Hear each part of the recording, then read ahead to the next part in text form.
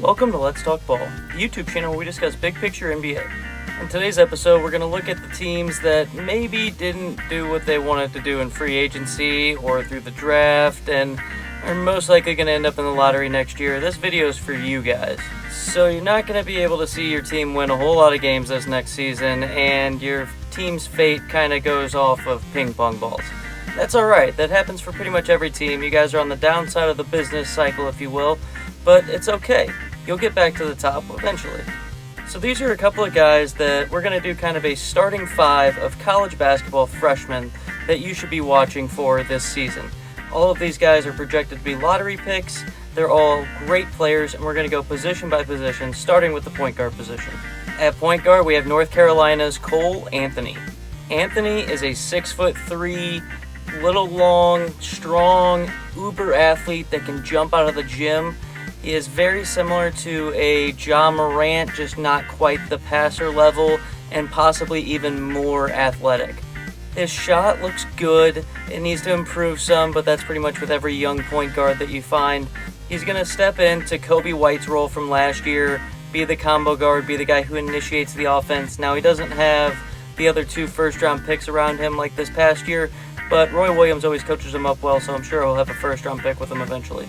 Next, we're going to go to the two-guard position, which we have Anthony Edwards, shooting guard for the University of Georgia. Anthony Edwards decided to stay home after he reclassified, so he's supposed to be in this year's senior class of high schoolers, but he reclassified up, so his draft age is going to be a huge plus. The fact that he's an extreme athlete as well, he is strong at 6'4", 6'5", 215 pounds. He has an NBA body already, and he can handle the ball well, he can drive well, he finishes at all three levels well. He is going to be a problem at the next level. He is currently number one on my big board going into this season.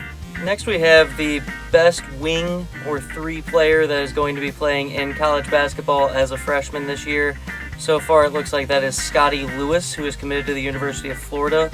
Scotty Lewis is a great defender. He is extremely competitive, and you can see that he loves the game whenever he's playing, and he's an outrageous dunker. The athletics are there. It's just a matter of if he can show off some skill set, if he can show off some shooting range. If he can do these things, he can show that he is a worthy top 5 pick in the NBA draft. Another top 5 pick potentially is Isaiah Stewart out of the University of Washington. He is a 6'9" center, quote unquote, but really is going to play more of the 4 at the NBA level, being that he is only 6'9". He is extremely strong though, and has a 7'4" wingspan. He's a great offensive rebounder. He's a great defensive rebounder. He can run in transition.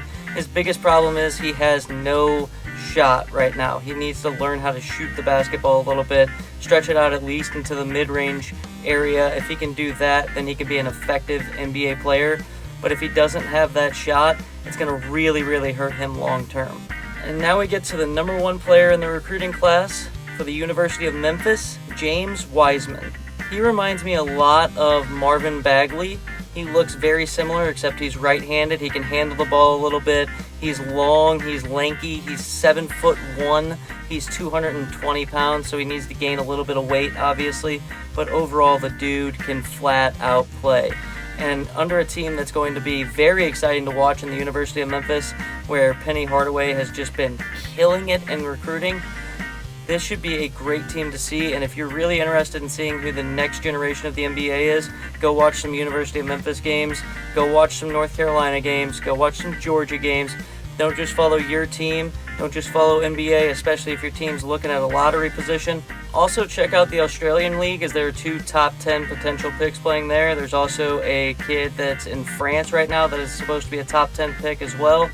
There's a lot of great players in this class. This draft class is going to be better than last year's draft class as far as producing all-star level players. I doubt there's any Zion Williamsons in this class, but there are some very, very good players in this class.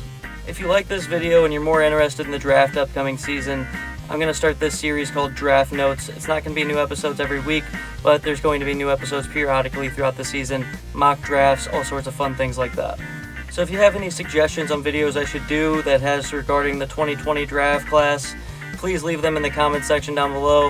If you have certain players that you're excited to see in the 2020 draft class, leave their names in the comment section below. Give this video a like and subscribe. Thanks for watching.